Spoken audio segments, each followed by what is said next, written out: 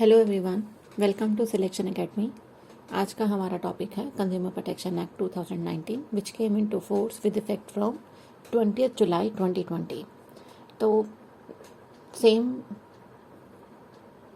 Pattern पर है हमारी class. Examination point of view से ही जो पार्ट इम्पॉर्टेंट है वही हमने डिस्कस करा है। वैसे तो कंज्यूमर प्रोटेक्शन एक्ट में टोटल 8 चैप्टर्स हैं, लेकिन जो एग्जामिनेशन पॉइंट ऑफ व्यू से ज़रूरी है वो है chapter 3, that is Central Consumer Protection Authority, Chapter 4 Consumer Dispute Redressal Commission, Chapter 5 Mediation, 6 Product Liability, 7 Offences and Penalties and 8 Miscellaneous. Apart from that ये बहुत obvious है कि डेफिनेशन वाला सेक्शन जो होता है वो सबसे ज़्यादा इंपॉर्टेंट होता है। तो आज जो हम करने वाले हैं इस क्लास में, छोटी सी क्लास है 10 मिनट की, इसमें हम करने वाले हैं chapter 3 red with consumer protection, central consumer protection council rules 2020। Chapter 3 में सेक्शन 10 से लेकर सेक्शन 27 तक के सेक्शंस हैं। हम सिर्फ इम्पॉर्टेंट करेंगे जो एग्जामिनेशन पॉइंट ऑफ व्यू से ज़रूरी हैं। Consumer protection, central consumer protection council rules में टोटल 9 रूल्स हैं और हम सिर्फ वही रूल्स करेंगे जो इम्पॉर्टेंट है, और इसमें 2 शेड्यूल्स हैं। तो चलिए स्टार्ट करते हैं चैप्टर 3। चैप्टर 3 की हेडिंग है central consumer protection authority, section 10 से लेकर सेक्शन 27 तक।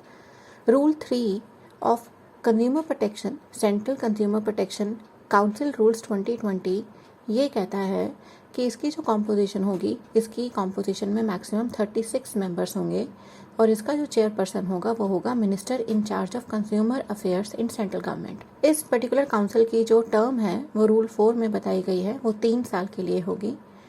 सेक्शन 10 के ओपनिंग वर्ड्स यही कहते हैं कि सेंट्रल गवर्नमेंट नोटिफिकेशन के थ्रू एक काउंसिल बनाएगी जिसका मेन काम होगा वो कुछ ऑब्जेक्टिव्स को अचीव करने का होगा, और उसके साथ ही उन्होंने ऑब्जेक्टिव भी मेंशन करे हुए हैं।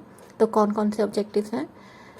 To regulate matters relating to violation of consumer rights, unfair trade practice and false and misleading advertisements, and above all to protect, promote, enforce the rights of consumers as a class. छोटे छोटे examples देख लेते हैं so that आपका point of view एक clear हो जाए, एक थोड़ा सा रोड मैप बन जाए।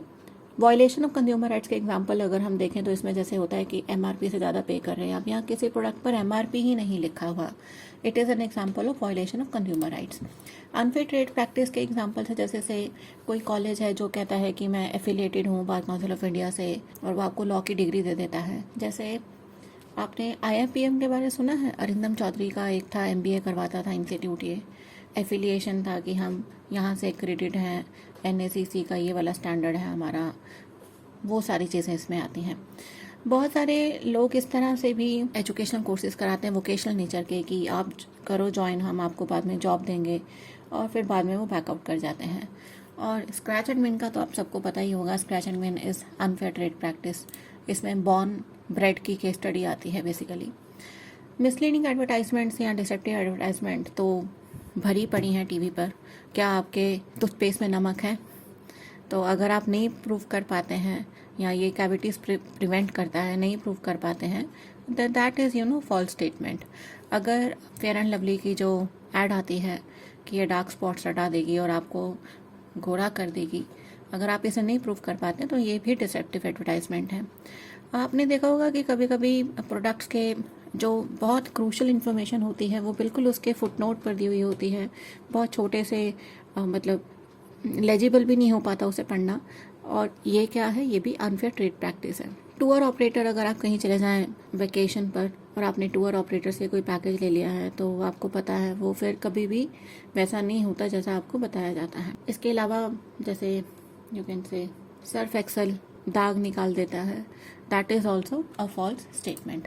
देखिए बच्चे, फॉल्स स्टेटमेंट्स या मिसलीडिंग एडवर्टाइजमेंट्स को 2 कैटेगरीज में डिफाइन किया जाता है। एक कैटेगरी है जिसका आपकी हेल्थ के ऊपर बहुत ही ज़्यादा सिवियर इफेक्ट होने वाला है, और एक एडवर्टाइजमेंट है जिससे आपको कोई फाइनेंशियल लॉस होगा या किस तरह की कोई मेंटल एगनी होगी। जैसे अगर आप नीरज क्लिनिक ऋषिकेश का केस पढ़ते हैं तो वो basically nutrition related false claims हैं। इसके अलावा तो बाकी सारे ये जो आपने पढ़े कि, चलिए अब हम बात करते हैं कौन कंप्लेंट फाइल कर सकता है। आप खुद कर सकते हैं। स्टेट गवर्नमेंट को अगर कुछ ऐसी इंडिकेशन होती है, सो मोटो एक्शन ले सकती है वो। सेंट्रल गवर्नमेंट सो मोटो मैटर रेफर कर सकती है काउंसिल के पास। सेल्फ रेगुलेटरी ऑर्गेनाइजेशन, जैसे आपने ASCI के बारे में सुना होगा, मैंने एक लिंक भी डाला है इसका, कि आजकल सोशल मीडिया के इन्फ्लुएंसर जो हैं वो बहुत फेमस है प्रोडक्ट बेचने के लिए, तो आप वो भी देख सकते हैं। इसके अलावा जो NGOs होती हैं कंज्यूमर प्रोटेक्शन में जो काम करती हैं कंज्यूमर के राइट्स को प्रोटेक्ट करने के लिए, वो भी कंप्लेंट फाइल कर सकती हैं। तो कंप्लेंट आप कहाँ फाइल करेंगे? एक लिंक मैंने दिया है gamma.gov.in का, यहाँ पर आप जाकर देख सकते हैं प्रैक्टिकली कि कैसे कंप्लेंट फाइल करी जाती हैं। एज फार एज CPA के प्रोविजंस आर कंसर्न, मैंने उसको सीक्वेंस में लिखा है। वायलेशन ऑफ कंज्यूमर राइट्स से रिलेटेड अगर आपकी कोई कंप्लेंट है, अनफेयर ट्रेड प्रैक्टिस से रिलेटेड अगर आपकी कोई कंप्लेंट है, मिसलीडिंग एडवर्टाइजमेंट की कोई कंप्लेंट है जो कि एज अ क्लास कंज्यूमर के इंटरेस्ट को अफेक्ट करेगी, वो कंप्लेंट आप फाइल करेंगे अंडर सेक्शन 17 डिस्ट्रिक्ट कलेक्टर के साथ, या जो एक रीजनल ऑफिस का कमिश्नर अपॉइंट करा गया है उसके साथ, या आप डायरेक्टली सेंट्रल अथॉरिटी, जो ऊपर लिंक मैंने आपको दिया है वहाँ पर भी आप कर सकते हैं फाइल। अब आपने कंप्लेंट फाइल कर दी, अब क्या करेगी अथॉरिटी आपके मैटर को रेफर कर देगी इन्वेस्टिगेशन के लिए। अगर कोई रेगुलेटर है, जैसे कंपटीशन कमीशन ऑफ इंडिया है, या IRDI है, या RBI है, बैंकिंग ऑम्बड्समैन है, तो मैटर उनको रेफर कर दिया जाएगा सेक्शन 19 के अंडर। अगर कोई रेगुलेटर नहीं है तो फिर सेंट्रल अथॉरिटी या डिस्ट्रिक्ट कलेक्टर या कमिश्नर ऑफ रीजनल ऑफिस ही इस चीज़ को इन्वेस्टिगेट करता है। Section 15 inquiry investigation by investigation wing head, that is director general, वो देखेगा, फिर एक रिपोर्ट बना कर देगा वो। और इस दरमियान जब इन्वेस्टिगेशन करी जाएगी तो सेक्शन 22 इनको पावर देता है सर्च एंड सीजर की, जिसमें सेक्शन 93 to 105 ऑफ CRPC के सारे प्रोविजंस अप्लाई होंगे। लेकिन अगर बाद में पता चलता है कि ये जो सर्च और सीजर ऑपरेशन हुए थे वो सारे के सारे झूठे थे या सामने वाली पार्टी को ह्यूमिलेट करने के लिए किए गए थे, तो CPA का ही सेक्शन 93 उस ऑफिसर को पनिश करने के लिए भी प्रोविजन इंकॉर्पोरेट कर देता है। और पनिशमेंट क्या है उस ऑफिसर की? 1 साल की इम्प्रिजनमेंट या फिर 10,000 रुपये तक का फाइन, या फिर दोनों हो सकते हैं। Once investigation is complete and there is a prima facie case कि there is violation of consumer rights और unfair trade practice और misleading advertisement, तो अथॉरिटी के पास पावर है कि वो वायलेशंस के लिए ऑर्डर पास कर सकती है अंडर सेक्शन 20 और 21। सेक्शन 20 और 21 के अंडर जो ऑर्डर पास किए जाते हैं उनको सेक्शन 24 के साथ पढ़ा जाएगा अपील के प्रोविजंस के साथ।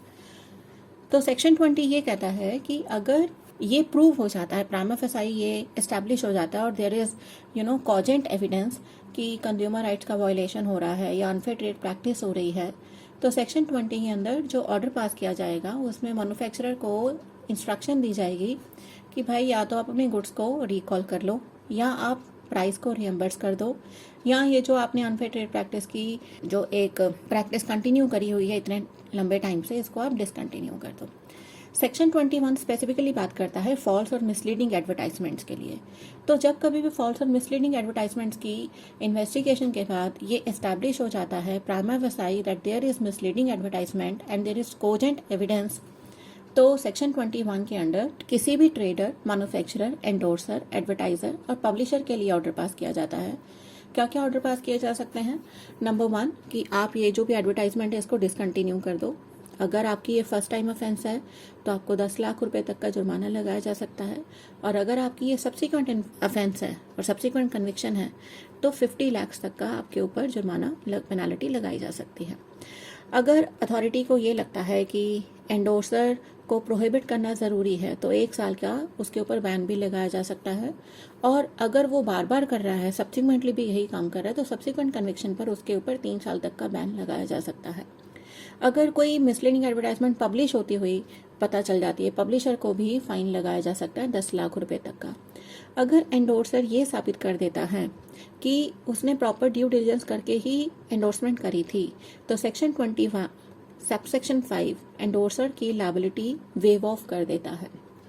अब ये जो ऑर्डर पास हो गए हैं सेक्शन 20 और 21 के अंडर, अगर आप इनसे खुश नहीं हैं, मतलब मैन्युफैक्चरर, ट्रेडर, एंडोर्सर, एडवर्टाइजर या पब्लिशर को अगर खुश नहीं है, तो वो इन ऑर्डर्स को with in 30 days from the receipt of order national commission को अपील फाइल कर सकता है। तो सेक्शन 2021 दैट इज चैप्टर 2 के सेक्शंस हैं ये, इनको अब हम पढ़ेंगे सेक्शन 88, 89 के साथ चैप्टर 8 में जो मेंशन करे गए हैं। सेक्शन 88 कहता है कि अगर सेक्शन 20 और 21 के ऑर्डर को आपने कंप्लाई नहीं करा तो you have committed an offence. और उसके लिए पेनाल्टी क्या है, whoever fails to comply with any direction, जो आपको दी गई है सेक्शन 20 और 21 के लिए, तो उसके लिए क्या पनिशमेंट है, इम्प्रिजनमेंट है जो 6 महीने तक की हो सकती है और साथ में 20 लाख रुपए का फाइन या फिर दोनों। माइंडेड, ये अफेंस कंपाउंडेबल है। सेक्शन 89 ये कहता है कि अगर आपने कोई मिसलीडिंग एडवर्टाइजमेंट दी या आपने कोई फॉल्स एडवर्टाइजमेंट दी और ये साबित हो गया कि वो कंज्यूमर के इंटरेस्ट के लिए प्री जुडिशियल थी, तो आपको अपार्ट फ्रॉम 21 में जो आपके लिए ऑर्डर पास करा गया है उसके साथ आपको 2 साल तक की सज़ा और साथ में फ़ाइन जो 10 लाख रुपए तक का हो सकता है ये लगाया जा सकता है। और अगर आप दूसरी बार पकड़े जाते हैं, सब्सिक्वेंट ऑफेंस में पकड़े जाते हैं, तो यही इम्प्रिजनमेंट 5 साल के लिए और फाइन 50 लाख का हो सकता है। अब सवाल ये पैदा होता है कि क्या आप इस पे अपील फाइल कर सकते हैं? यस, आप इस पे अपील फाइल कर सकते हैं under section 24, that is to national commission within 30 days.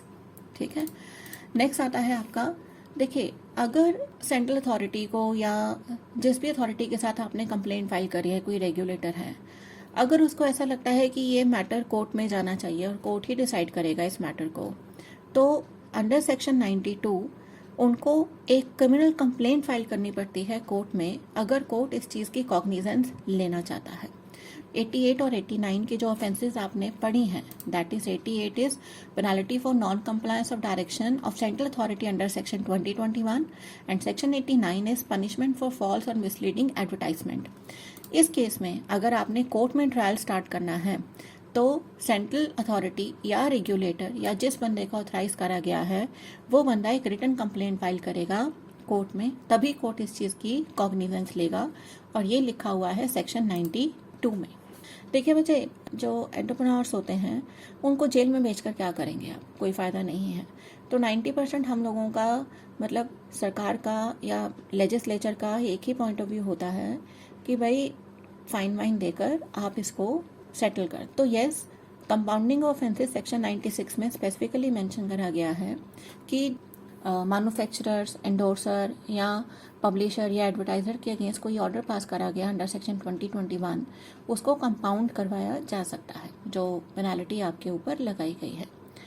Compounding court भी कर सकता है, और कंपाउंडिंग जिस बंदे के सामने कंप्लेंट फाइल करी गई है, that is central authority, regulator या जो भी रीजनल कमिश्नर अपॉइंट करा गया था या डायरेक्टर जनरल अपॉइंट करा गया है, वो भी आपकी ऑफेंस को कंपाउंड कर सकता है। तो सीधी सी बात है, अगर सेंट्रल गवर्नमेंट ने या उन्होंने मैटर कोर्ट को रेफर कर दिया था रेगुलेटर ने, तो कोर्ट की परमिशन के साथ ही कंपाउंड हो सकता है। तो if a complaint is filed under section 92, then compounding is possible only after the leave of the court on payment of maximum fine. इसके अलावा कंपाउंडिंग नहीं हो सकती। कंपाउंडिंग हमेशा और हमेशा फर्स्ट ऑफेंस के लिए होती है, मतलब फर्स्ट टाइम आपसे कोई गलती हो गई है तो कंपाउंडिंग अलाउड है, लेकिन अगर आप हैबिचुअल ऑफेंडर बन चुके हैं तो फिर कंपाउंडिंग पॉसिबल नहीं हो पाती है। अगर आपका मैटर अभी सेंट्रल अथॉरिटी के पास ही है, इन्वेस्टिगेशन के दौरान चल रहा है और प्राइमा फेसी एस्टैब्लिश हो जाता है कि आपने कुछ करा है, तो उस केस में आप उस अथॉरिटी को अप्रोच करके अपनी ऑफेंस को कंपाउंड करवा सकते हैं before the institution of prosecution by the central authority और any other person authorised by it. Mind it, compounding acquittal के बराबर होती है अंडर सेक्शन 320 CRPC। तो सेक्शन 320 CRPC आपको लिस्ट देता है, 2 टेबल्स देता है, जिसमें आपको बताया गया है किन ऑफेंसेस को कंपाउंड करवाया जा सकता है और किन को नहीं। और section 96 of consumer protection act specifically कहता है कि अगर आपने फर्स्ट टाइम कोई ऑफेंस करी है तो उसको कंपाउंड करवाया जा सकता है with the permission of the court, अगर कोर्ट में केस चल रहा है, और with the permission of the authority और रेगुलेटर अगर उसके सामने मैटर आपका सब जुडिस है। तो कंपाउंडिंग एक्विटल के बराबर माना जाएगा, सेम जो सेक्शन 320 CRPC कहता है। अगर आपने कोई सिमिलर ऑफेंस या सेम ऑफेंस कमिट कर दी है within 3 years from the date जब आपकी फर्स्ट ऑफेंस कंपाउंड करी गई थी, तो उस केस में आपको सब्सिक्वेंट कन्विक्शन के लिए कंपाउंडिंग अलाउड नहीं होती है। So that is all, that is the first part of CPA, जिसमें मैंने सिर्फ सेंट्रल अथॉरिटी के बारे में बात करी है। नेक्स्ट जो वीडियो बनाऊंगी मैं, या नेक्स्ट जो क्लास दूंगी मैं आपको, रिड्रेसल अथॉरिटीज़ की। सो आई होप आपको ये वीडियो समझ आया होगा, ये क्लास समझ आई होगी। And do click on the link to know more about these things. Thank you so much.